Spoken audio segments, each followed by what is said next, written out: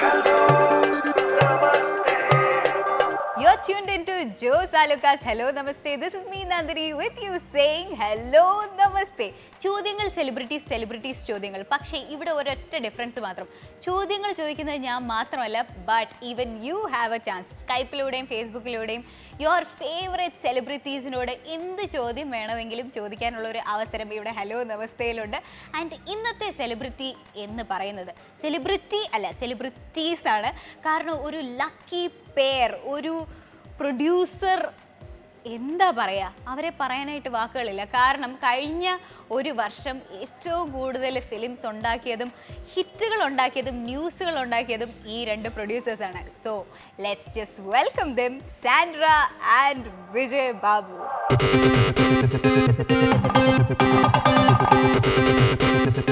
Hello, namaste. ഇത് നിങ്ങൾ ആദ്യമായിട്ട് വരുന്ന ഷോ അല്ലേ ഒരുമിച്ച്? ഈ വിജയ് ബാബു സാൻഡ്ര പേര് നമ്മൾ ഒരുമിച്ച്. This is your first TV show also അല്ലേ?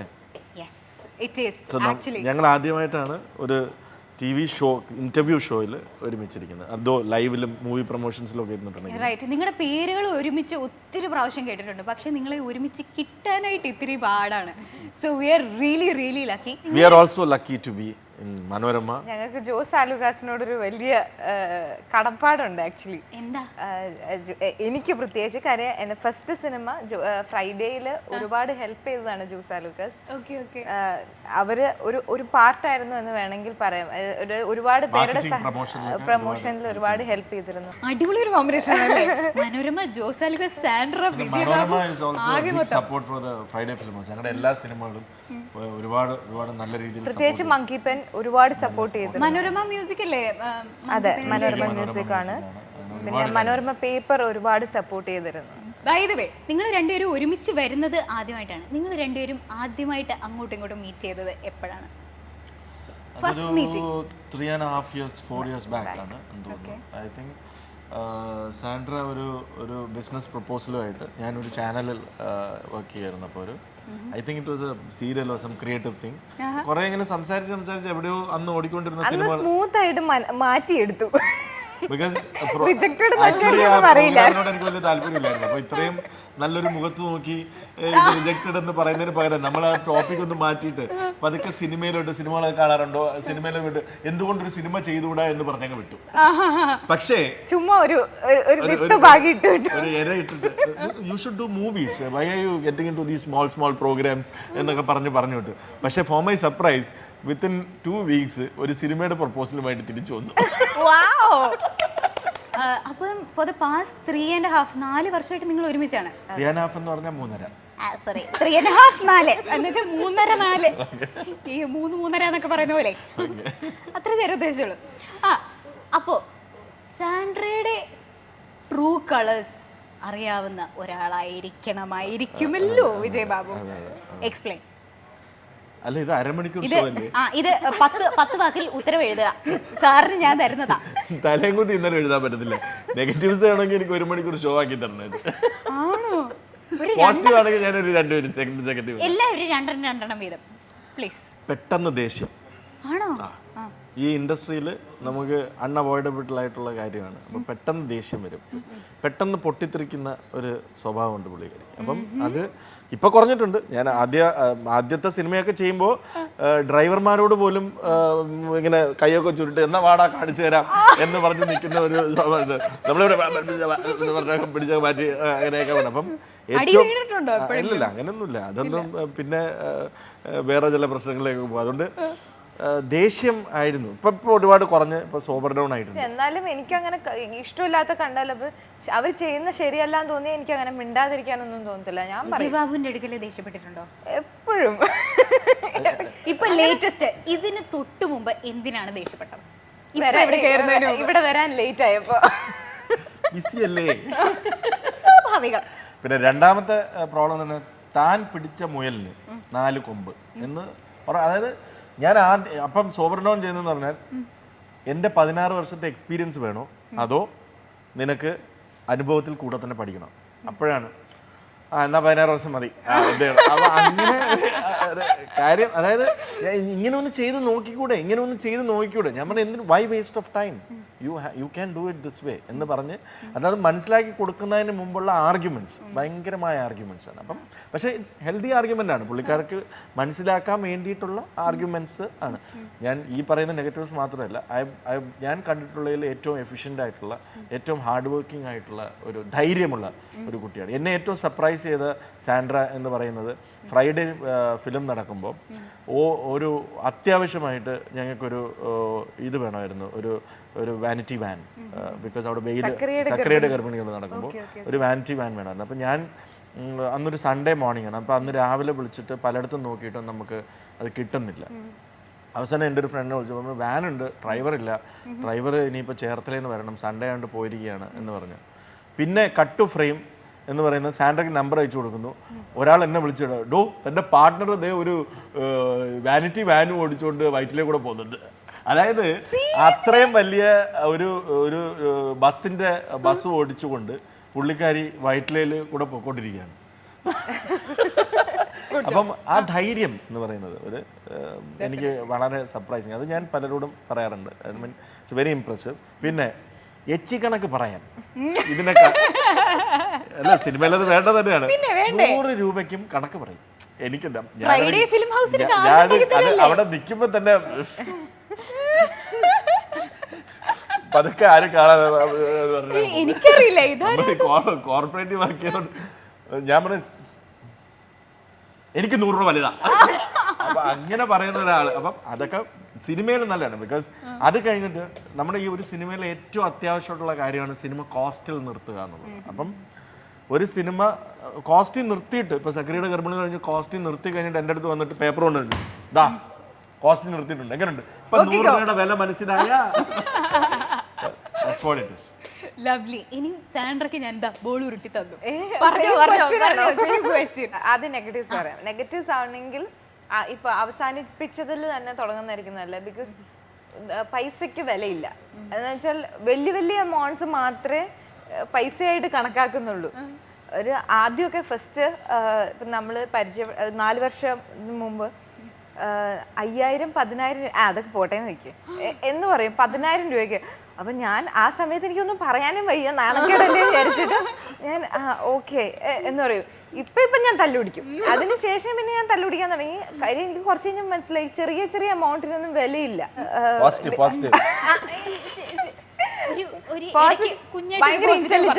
ഭയങ്കര ഇന്റലിജന്റ് ആണ് പ്ലാനിങ്ങിന്റെ കാര്യത്തിൽ. അതായത് എന്തെങ്കിലും ഒരു കാര്യം പ്ലാൻ ചെയ്ത് ഒരു ഫോർമാറ്റ് ഒക്കെ ഉണ്ടാക്കാനും എന്താ പറയാ എല്ലാത്തിനും ഡിസൈനിങ്ങിന് മിടുക്കനാണ്. ഞാൻ ഇതിലും കഴിവുള്ള ഒരാളെ ഞാൻ കണ്ടിട്ടില്ല. ഓരോ കാര്യങ്ങള് എന്റെ വീക്ക് പോയിന്റ് അതാണ്. അവിടെയാണ് ഞങ്ങൾ ബാലൻസ് ചെയ്യുന്നത്. എനിക്ക് പെട്ടെന്ന് ദേഷ്യം വരുമെങ്കിൽ വിജയസാറിന് അത്ര എളുപ്പത്തിൽ ദേഷ്യമൊന്നും വരില്ല. ഭയങ്കര എല്ലാരോടും ഭയങ്കര മാടപ്രാവിന്റെ മനസ്സുള്ള എന്താണ്, അത്ര പെട്ടെന്നൊന്നും ദേഷ്യം വരില്ല. എപ്പോഴും കൂളാണ്. ഇത്രയൊക്കെ വലിയ വലിയ കാര്യങ്ങള് അങ്ങോട്ടും ഇങ്ങോട്ടും പൊക്കി പറഞ്ഞു, അങ്ങനെ പറഞ്ഞു. അപ്പൊ എപ്പോഴാ കല്യാണം? ആരുടെ? എന്റെ കല്യാണം കഴിഞ്ഞ ഒരു കുട്ടിയുണ്ട്. അതെ, ഞാന് നിങ്ങൾ എന്നെ തെറ്റിദ്ധരിച്ചു. ഞാൻ നിങ്ങളുടെ അടുത്ത പ്രൊജക്റ്റിനെ പറ്റിയിട്ടാണ് ചോദിച്ചത്. മനസ്സിലായി. കല്യാണം എന്ന് പറയുന്ന പ്രോജക്റ്റ് ഇപ്പം നെറ്റിലും സോഷ്യൽ മീഡിയയിലും ഒക്കെ വളരെ ന്യൂസ് ആയിക്കൊണ്ടിരിക്കുകയാണ്. ലിജോ ഇപ്പം ചെയ്യാൻ പോകുന്ന ആൻറ്റി ക്രൈസ്റ്റ് എന്ന് പറയുന്ന സബ്ജക്റ്റിന് ശേഷമാണ് കല്യാണം എന്ന് പറയുന്ന സബ്ജക്റ്റ്. അതിൻ്റെ ഡീറ്റെയിൽസ് ഒന്നും ആയിട്ടില്ല. പക്ഷേ ഒരു ലിജോ ആമേന് ശേഷം ചെയ്യുന്ന ഔട്ട് ആൻഡ് ഔട്ട് കോമഡി ചിത്രം. നമുക്ക് കാസ്റ്റിംഗ് ഒന്നും ഫൈനലൈസ് ചെയ്തിട്ടില്ല, അതിൻ്റെ ഒരു ചർച്ചയിലാണ്. പക്ഷേ ഞങ്ങൾ ആ സബ്ജക്റ്റിൽ ഭയങ്കര എക്സൈറ്റഡ് ആയതുകൊണ്ട് അത് കഴിഞ്ഞ വർഷമേ ഞങ്ങൾ ഡിസംബറിൽ തന്നെ സ്ക്രിപ്റ്റ് ഏകദേശം ആയപ്പോൾ തന്നെ അനൗൺസ് ചെയ്തു. അത് ഒരു ന്യൂസ് ആയിക്കൊണ്ടിരുന്നു. ഇപ്പോഴും ഞങ്ങൾ കഴിഞ്ഞ 2 മാസമായിട്ട് ഇതേ ചോദ്യം ആൻസർ ചെയ്തുകൊണ്ടിരിക്കുകയാണ്, എപ്പോഴാണ് കല്യാണം. ഞാൻ ചെയ്തൊരു അബദ്ധമാണ്. ഞങ്ങള് മങ്കി പെന്റെ 25 days പോസ്റ്റർ ചെയ്തു. ആ സമയത്ത് കുറച്ച് ഫോട്ടോസ് എടുത്തു. അപ്പോൾ ഞങ്ങൾ ഒരുമിച്ചുള്ള ഫോട്ടോ, അതായത് എല്ലാവരുടെയും കൂടെ ഉള്ള ഫോട്ടോസാണ് എടുത്തത്. അപ്പോൾ ഒരുമിച്ച് നിൽക്കുന്ന ഫോട്ടോസ് ഉണ്ടായിരുന്നത്. അപ്പോൾ അതിൽ ഞാൻ ഗൗൺ ഇട്ടൊരു ഫോട്ടോ ഉണ്ടായിരുന്നു. എനിക്ക് അത് ഫേസ്ബുക്കിൽ ഇടാൻ വേണ്ടിയിട്ട് ഞാൻ ആ ഫോട്ടോയും അതിൻ്റെ കൂടെ ഈ കല്യാണം അനൗൺസ്മെന്റും കൂടെ ചെയ്തു. അതാണ് അബദ്ധമായത്. അത് കഴിഞ്ഞ് രാവിലെ ഞാൻ വണ്ടി ഓടിച്ച് ഓഫീസിലോട്ട് പോയിക്കൊണ്ടിരിക്കുക. ആ കല്യാണമാണെന്ന് അറിഞ്ഞു. ആ അതെ അതെ അതെ ഡേറ്റ് ഒന്നും ഫൈനലൈസ് ആയിട്ടില്ലെന്ന് ഞാൻ. അപ്പൊ അവര് പറയുന്നത് അത് പറഞ്ഞു ഡേറ്റ് ഫൈനലൈസ് ആയിട്ടില്ല. ഞാൻ പറഞ്ഞു ഓക്കെ. അപ്പൊ ഞാൻ പറഞ്ഞു ആർട്ടിസ്റ്റും ആയിട്ടില്ല. അപ്പൊ അവിടെ നിന്നൊന്നും കേൾക്കുന്നില്ല. ആർട്ടിസ്റ്റും ആയിട്ടില്ലെന്നോ. പിന്നെ കല്യാണമാണെന്ന് അറിഞ്ഞു. അപ്പൊ ഞാൻ ഓഫീസിൽ വരുന്നേരം കല്യാണം അനൗൺസ് ചെയ്തു. സാൻഡർ രാവിലെ വിളിച്ചു പറഞ്ഞു ഞാൻ കല്യാണം അങ്ങ് അനൗൺസ് ചെയ്തേ. നമ്മൾ ആയിക്കോട്ടെ വേറെ ഒന്നും പറയണ്ടെന്ന് ഒന്നും പറഞ്ഞില്ല. ഡേറ്റ് പിന്നെ അനൗൺസ് ചെയ്യുമെന്നേ പറഞ്ഞോളൂ. ഓഫീസിൽ ചെയ്ത് തുരൂര കോൾ വന്നുകൊണ്ടിരിക്കുമ്പോഴാണ് ഇതിന്റെ ഞാൻ പറഞ്ഞു നീ ഇട്ട സ്റ്റേറ്റസ് ഒന്ന് കാണിച്ചു. പക്ഷെ ഞാൻ അതിനകത്ത് കാസ്റ്റിംഗ് ഇൻ പ്രോഗ്രസ് എന്ന് പറഞ്ഞിട്ട് ഇട്ടിട്ടുണ്ട്. എനിക്ക് എപ്പോഴും ഉള്ള ആദ്യം മുതൽ ഉണ്ടായിരുന്ന ഒരു ഡൗട്ടാണ് ഈ ഫ്രൈഡേ ഫിലിം ഹൗസിൽ ആക്ച്വലി പൈസ ഇറക്കുന്നത് ആരാണ്? ആദ്യത്തെ പ്രോജക്റ്റിന് കുറെ കടം വാങ്ങിച്ചു, തിരിച്ചു കൊടുക്കാനുള്ള ഭാഗ്യമുണ്ടായി. മങ്കിപ്പൻ ഇത്രയും വലിയ ഹിറ്റാവുമെന്ന് ഞങ്ങൾ പോലും പ്രതീക്ഷിച്ചില്ല. ഞങ്ങൾ നല്ലൊരു സിനിമയാവും അത് ഇതാണ്. പക്ഷേ അത് കേരളം മൊത്തം രണ്ട് കൈ നീട്ടി സ്വീകരിച്ചു. ഇന്ന് അത് 90 ഡേയ്സ് കംപ്ലീറ്റ് ചെയ്തുകൊണ്ടിരിക്കും. അപ്പം ഒരു പെരിച്ചാഴി സിനിമ ചെയ്യാനുള്ള ബഡ്ജറ്റ്. പെരിച്ചാഴിയുടെ അനൗൺസ്മെന്റ് അറിഞ്ഞിരുന്നു. ആരാണ് പെരിച്ചാഴി? പെരിച്ചാഴി വേറെ ആരാണ് പെരിച്ചാഴി ആവാൻ? നമ്മുടെ സാക്ഷാൽ ലാലേട്ടനെ.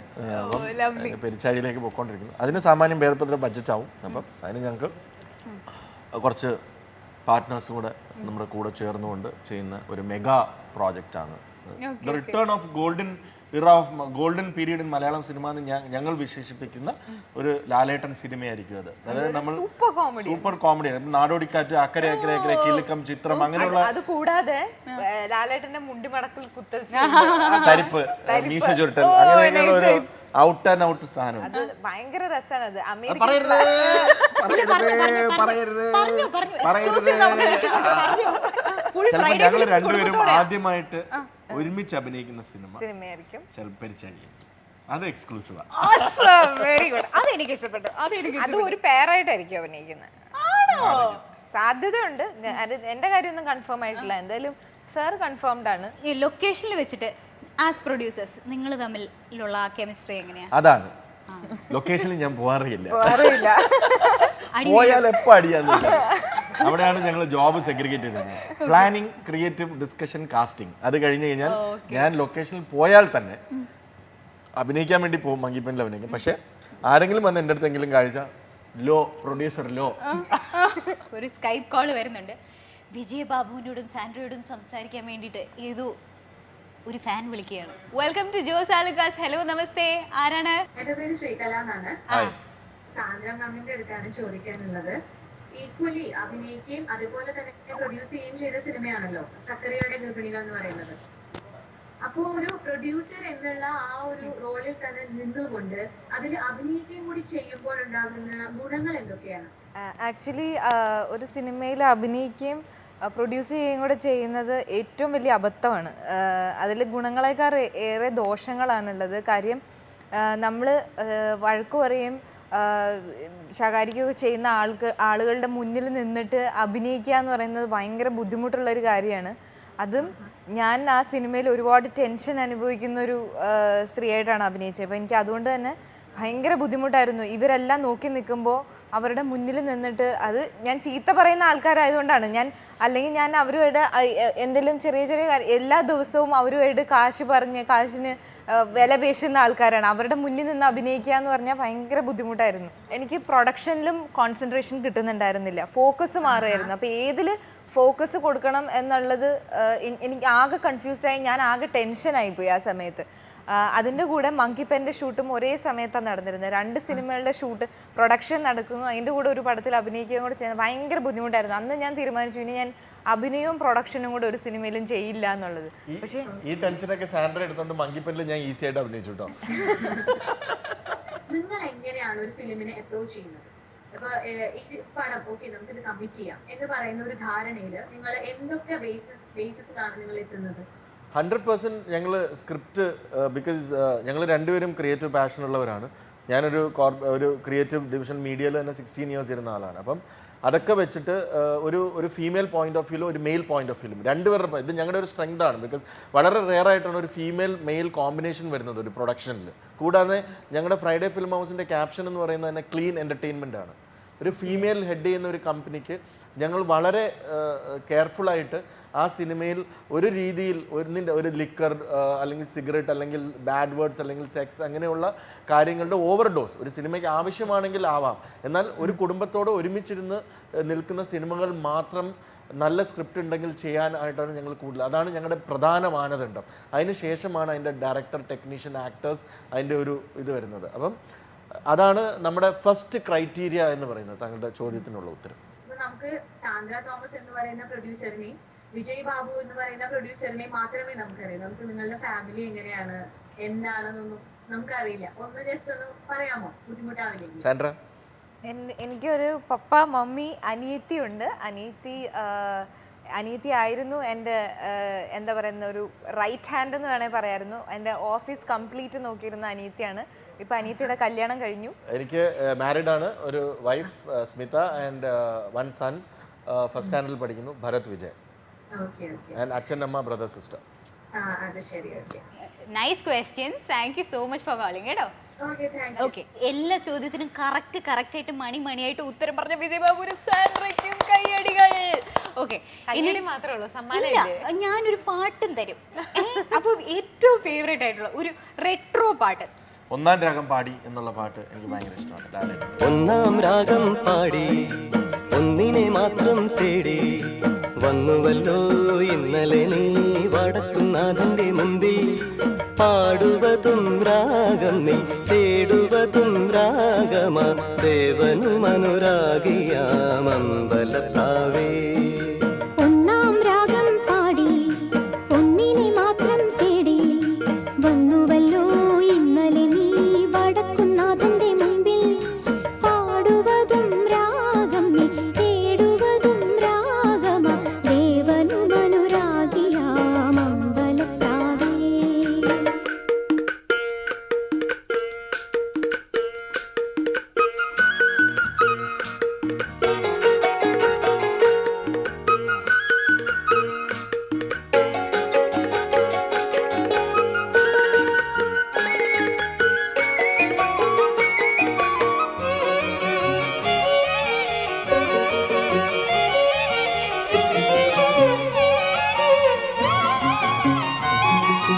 ഈ പ്രദക്ഷിണ വീഥികൾ ഇടറിവിണ്ട പാതകൾ എന്നും ഹൃദയ സംഗമത്തിൻ ശിവേലികൾ തൊഴുതു.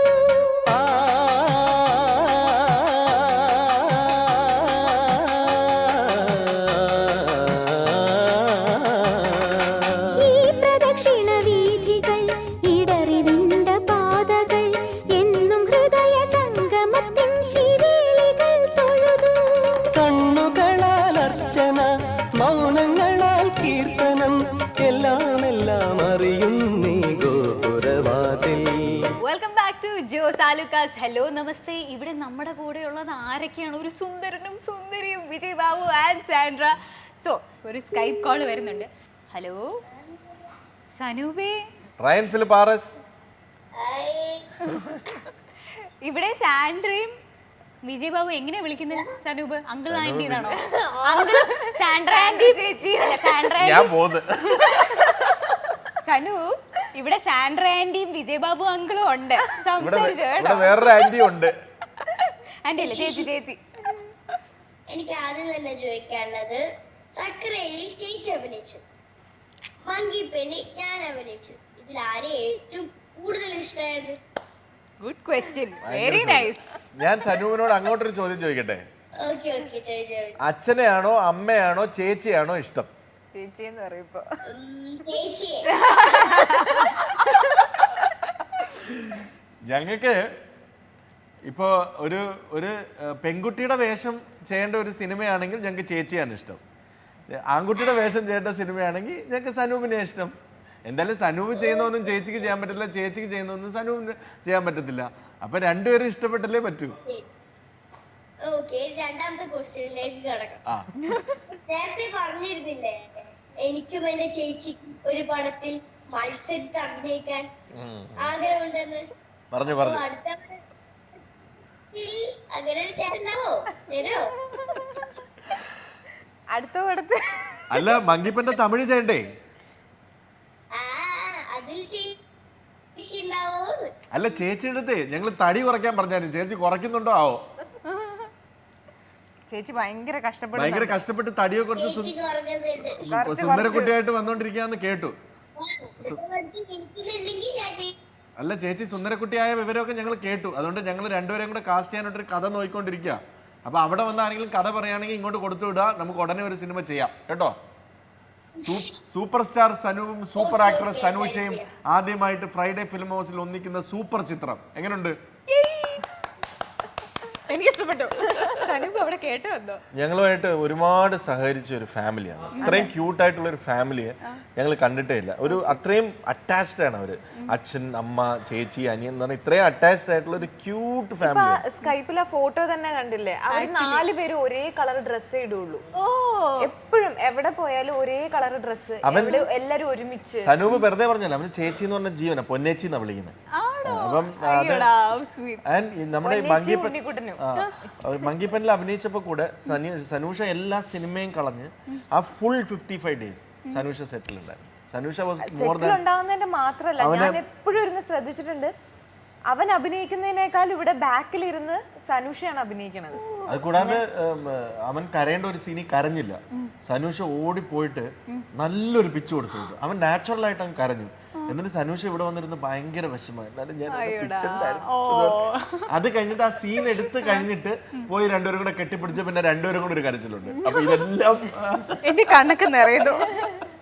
അപ്പൊ അങ്ങനെ ഒരു വളരെ ക്യൂട്ടായിട്ടുള്ള ഫാമിലിയാണ്. അവർക്ക് നല്ലത് വരട്ടെ എന്ന് പ്രാർത്ഥിക്കുന്നത്. അവരെ വെച്ച് ഞങ്ങളൊരു സിനിമ ചെയ്യാൻ ആഗ്രഹിക്കുന്നുണ്ട്, നല്ല സ്ക്രിപ്റ്റ്സ് നോക്കുന്നുണ്ട്. ബ്രേക്കിന്റെ ടൈമിൽ നമ്മൾ ഭയങ്കര ഇൻട്രസ്റ്റിംഗ് ആയിട്ടുള്ള ഒരു കാര്യമാണ് സംസാരിച്ചുകൊണ്ടിരുന്നത്. Vijay Babu, Sandra and me Nandini on Jos Alukkas.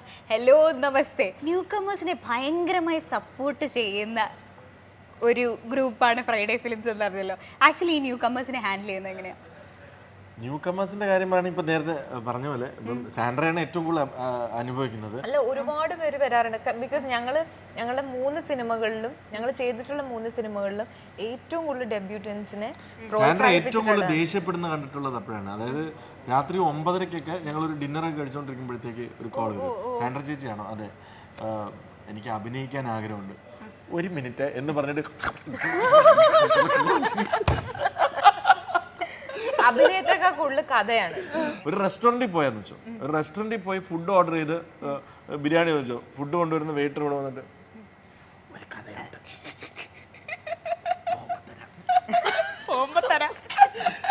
നമ്മൾ ടാക്സി പോവാണെങ്കിൽ സിനിമയിലല്ലേ അവർക്കറിയാം, പ്രൊഡ്യൂസേഴ്സ് അല്ലയോ, ആക്ച്വലി ഒരു കഥയുണ്ട്, വേണമെങ്കിൽ തരാം, ആയിക്കോട്ടെ.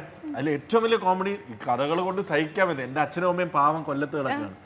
അമ്മ രാവിലെ ഒരാൾ വീട്ടിൽ പോയി ബെല്ലടിച്ചിട്ട് മകൻ സിനിമയിലാണെന്ന് കേട്ടു. അപ്പോൾ അമ്മ വിചാരിച്ച എന്തോ വലിയ കാര്യം, ഒരു കഥ ഉണ്ടായിരുന്നു, ആ വരൂ അവരുമായിരുന്നു. അപ്പം അവനങ്ങ് കൊച്ചിയില്ല എന്ന് പറഞ്ഞ്, അയ്യോ ഇപ്പൊ കൊച്ചി വരൊന്നും പോകാൻ വയ്യ, കാശൊന്നുമില്ല. അമ്മ പാവം ഒരു 500 രൂപ എടുത്ത് കൊടുത്തിട്ട് അവൻ്റെ അടുത്ത് കൊച്ചി പോയി കഥ പറയാൻ പറഞ്ഞു. അവരുടെ വിചാരം വലിയൊരു കാര്യമാണ്. എന്നെ വിളിച്ചു പറയാം, ഒരു കഥയുമായിട്ട് ഒരാൾ വന്നിരുന്നു, ഞാനൊരു 500 രൂപ കൊടുത്ത് കൊണ്ടുവരുന്നു.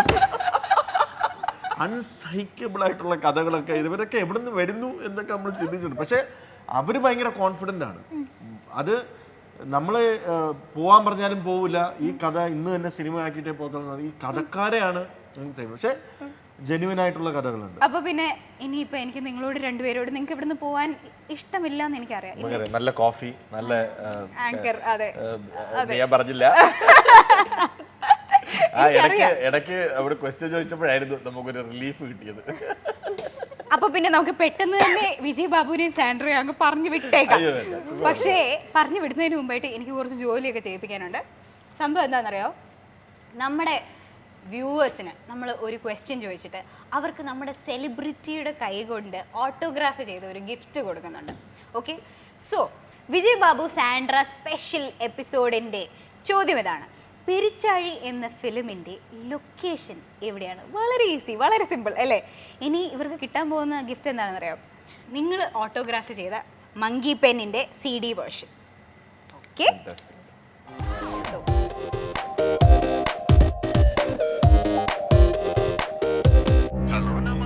It was really a pleasure having you with us. നിങ്ങളെ രണ്ടുപേരെയും ഒരുമിച്ച് ഇങ്ങനെ കിട്ടുക എന്ന് പറയുന്നത് വളരെ അപൂർവമായതുകൊണ്ട് സോ അവസാനമായിട്ട് എന്നെ പറ്റിയിട്ട് കുറച്ച് നല്ല വാക്കുകൾ പറയണമെന്നുണ്ടെങ്കിൽ പറഞ്ഞോളൂ, എന്നിട്ട് നമുക്ക് ബൈ ബൈ പറയാം. ആദ്യത്തെ ഷോ ആണെങ്കിലും ഞങ്ങൾ സാധാരണ കുഴപ്പമില്ലാതെ ചെയ്തിട്ടുണ്ട്. Thank you. ഒരിക്കൽ ഈ ഷോയിൽ ഞങ്ങളുടെ ചെയറിലിരുന്ന് അവിടെ വേറൊരു ആങ്കർ താങ്കളെ ഇന്റർവ്യൂ ചെയ്യട്ടെ ഐ ലവ് ദാറ്റ്. ഓസം. അപ്പം ഞാൻ എൻ്റെ പ്രൊഫൈലും കൊണ്ട് അയച്ചു തരാം കേട്ടോ. ഇത്രയും പറഞ്ഞെങ്കിലും ഒരു സലാം നമസ്തേ പറഞ്ഞ് ഞങ്ങളെയൊക്കെ വിട്. ഓക്കെ. അപ്പോൾ പിന്നെ ഹലോ നമസ്തേ രണ്ടുപേരും കൂടെ ഒരുമിച്ച് നേരത്തെ പഠിപ്പിച്ച പോലെ ഞാൻ കൊറിയോഗ്രാഫി ചെയ്ത് തന്നില്ലേ, അതുപോലെ ഒന്ന് ചെയ്തേ കാണട്ടെ. അവിടെ നോക്കി പറഞ്ഞു ഹലോ നമസ്തേ. ബൈ.